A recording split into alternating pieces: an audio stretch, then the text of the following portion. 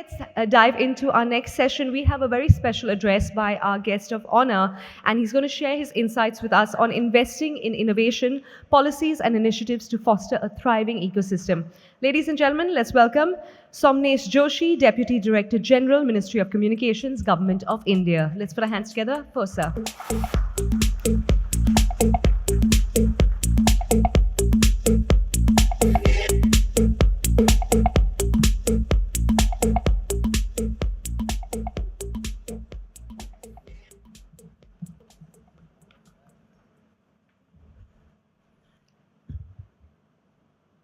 It's very good afternoon to everyone.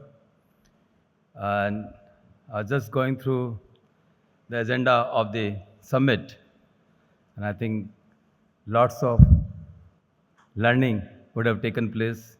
Many eminent speakers are here who have shared their thoughts on the innovation. I would like to share some of the thoughts that I have learned with experience and what we are doing and what is new with respect to the Government of India and particularly in the communication sector. So, of course, the innovation, when we say it has to benefit society or individual, and then, of course, country or globe as a whole world. And we have to solve the people's problem, last mile issues. We have to create the convenience or ease of doing business by using those out-of-box thinking solution or innovations. And the 10 years that we are having right now, because in July 22, Prime Minister said that the next 10 years are known as the decade. So we are on the way for the tech-led innovations. Innovations can happen in any area, but at this juncture, what we can say, the innovation and technology both are going hand in hand, so it's a tech-led innovations. And already we have had many tech-led innovations and creating more and more to deliver the services to the last mile. And I can say with proud that we are having a very robust digital ecosystem that is created in our country. So one can just think and create more and more new applications, new services, and continue to innovate for the benefit of the individual as well as the society or all the entities and organizations. And I'll just take the example of where I have worked, and that was the best part in my career to work with a digital identity project. That is an innovation.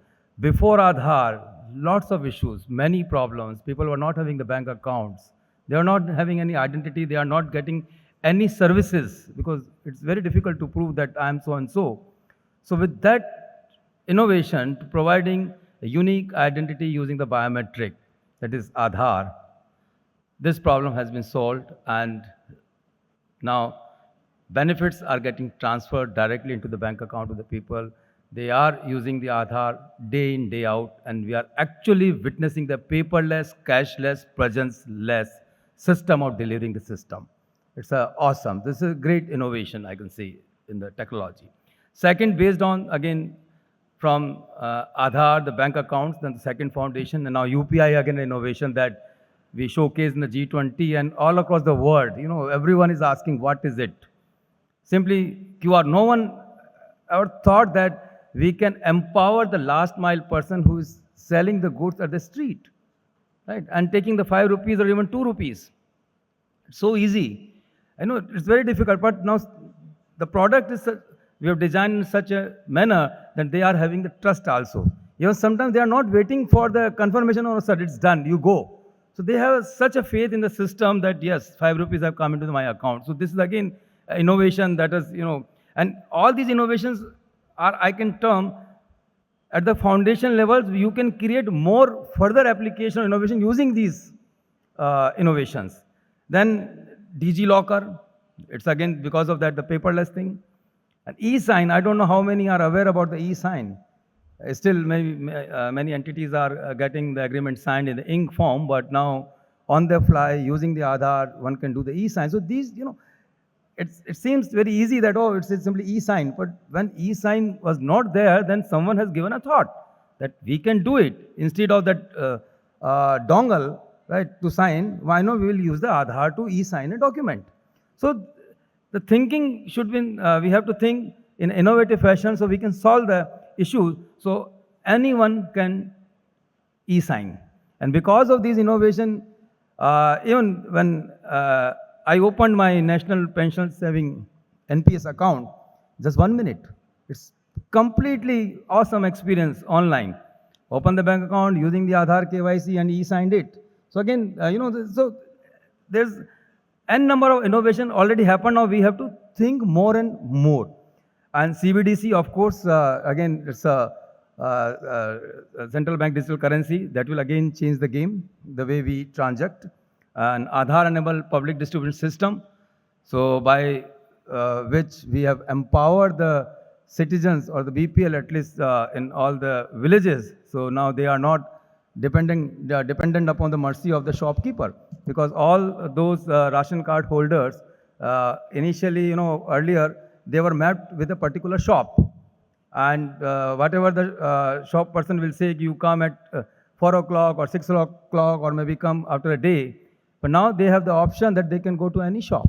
And not only to any shop in that area, they can go to nearby city also. And now all India interoperability, or I can say mobility in the ration card.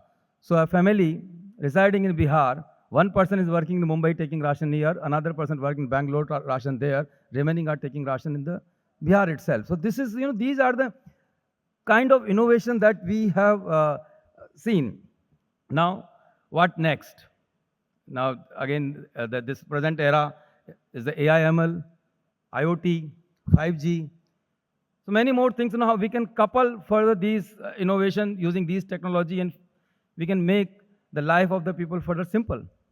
And we can increase the productivity of the farmer. So those Internet of Things application one can think in the agriculture sector, health sector, education sector, transport sector. So that already, many startups are working on that, many entities are working on that. So we have to now do a lot in this area using the AI/ML or IoT or the 5G, where almost real-time communication can take place. See, take any industry.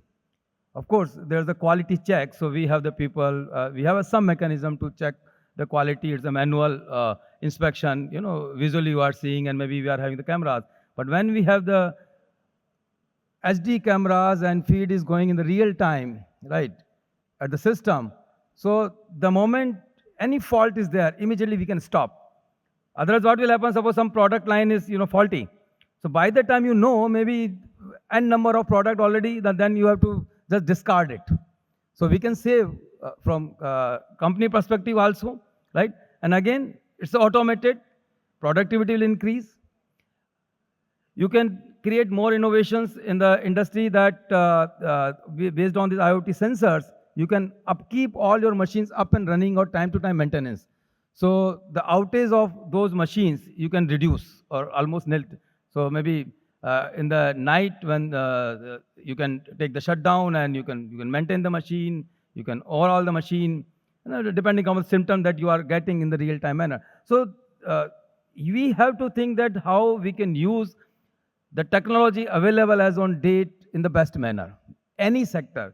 Of course, agriculture, farmer requires more productivity, so one can use this moisture measurement IoT sensors in the real time, and then we can have a drip irrigation and continuously monitoring. Then again, what pesticides is required, or using the drone technology also, right? Image processing. So all these things, now this is a need of the hour that we have to just stitch in such a manner and create more and more, way to deliver the service in a very convenient manner. And what a startup can do when you want to create some solution, suppose using the 5G technology or IoTs, where to test, where to go.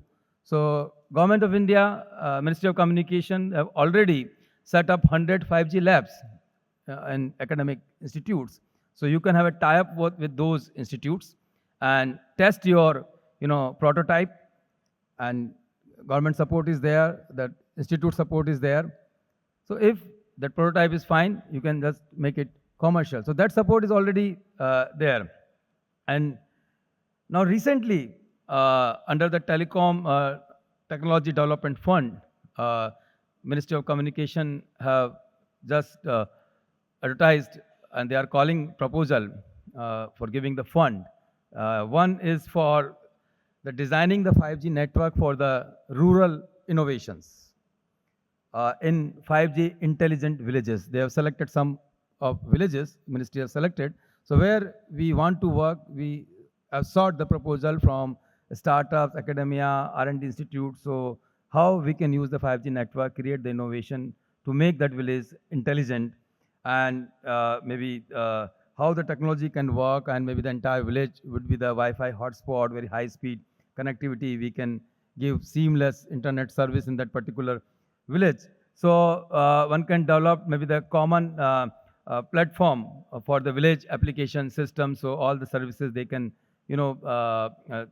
consume using that AI platform, the smart health, then smart agriculture, smart education. So in education, again, you require, AR and VR. So if you have a high-speed connectivity, the students in the village, maybe, if teachers are not available, maybe then using the virtual reality, they can get immersed into, maybe the visit of good labs, or they can be trained, right? So how we can create the innovation, so that proposal have been called. So I request maybe many of the entities, or maybe some of you are academic institutes or R&D organization or the startups or other entities, so you can please create the awareness about this, and please send a proposal to the ministry for taking the fund and under the TTDF scheme.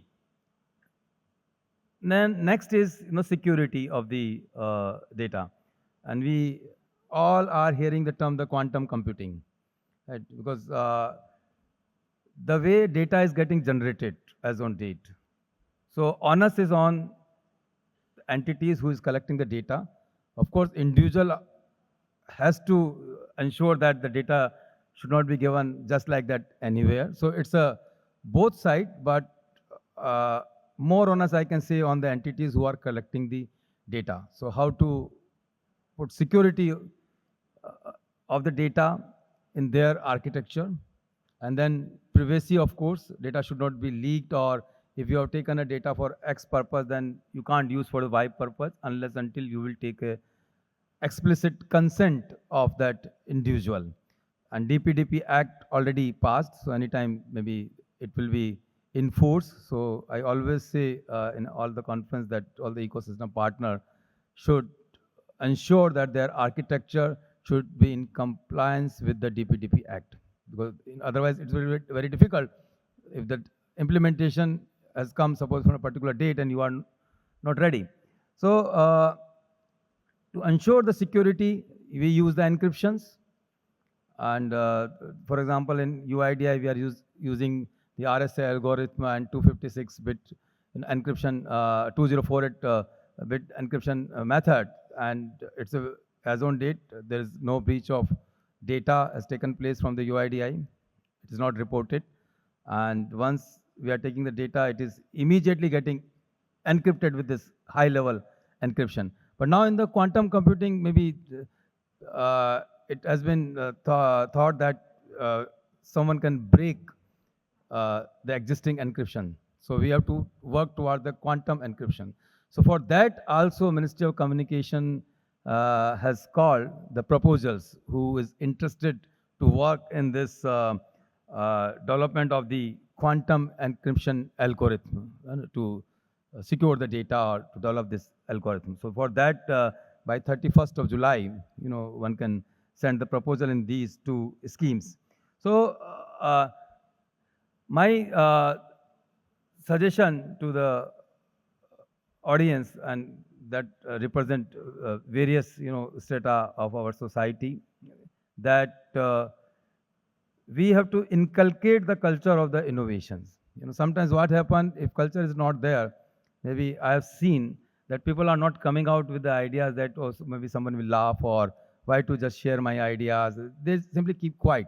But if culture is open, sometimes when we discuss all the things, because I have seen the initial 10 or 12 years of the Aadhaar, when the Aadhaar started, lots of debates, open discussion.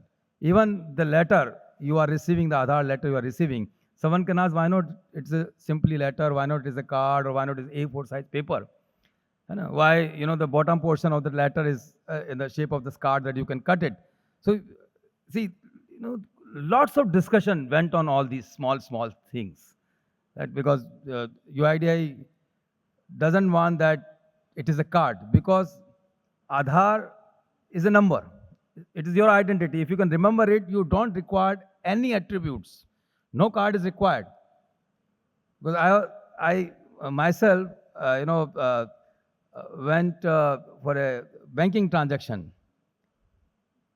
Can you imagine that if you are not having anything and your mobile is also lost, wallet is also lost, can you do the banking? How many can say yes, we can do the banking in the audience? Raise your hand.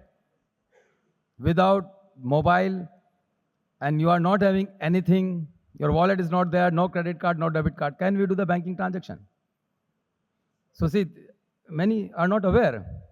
So if you remember the Aadhaar number, because I actually, was not having anything with me and I want cash to purchase something, then I saw a banking correspondence board that yes, using the Aadhaar, you can withdraw the money. So because I am able to remember my number, so if I can remember my 10-digit mobile number, why not my 12-digit Aadhaar number? It's when I use, I can use it. And simply by putting the Aadhaar number, biometric authentication, I am able to withdraw the money. So this is one transaction. But using the Aadhaar, it means I can use the DigiLocker, I can take the ration, I can prove myself anywhere. I'm not having anything. And then now my DigiLocker is attached with that Aadhaar. So I can prove I am such and such, access my DigiLocker, these are my documents. Why I require my wallet? For what purpose? Because I have my identity, my biometrics and Aadhaar, that is sufficient. So see, we have to, now think more and more thing. Using the multi-factor authentication, so maybe iris you can use, fingerprint you can use, then you can say, okay, on top of that, you think your 4-digit PIN or 6-digit PIN also. Maybe, in this technological, era, maybe someone can, use your gummy fingerprint or maybe iris, maybe. We have not heard any case of the cloning of the iris, but yeah, fingerprint we have heard. But we have to be, create a system using all these multi-factor authentication that depending upon the risk, I can use various type of authentication and prove that yes, I am such and such. Now I can consume the service. So, and again, I will say with proud that nowhere I have seen that the way we are giving the services in India, right? So I just conclude by saying that, everything is ready. All ingredients are ready. You have to just simply think how we can solve the problem of the last mile.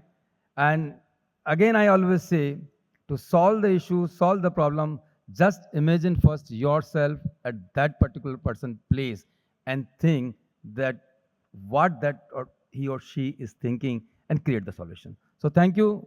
Thank you very much for giving me this opportunity. Thank you very much. Mr. Joshi, sir, I request you to please stay back, sir. Thank you so much.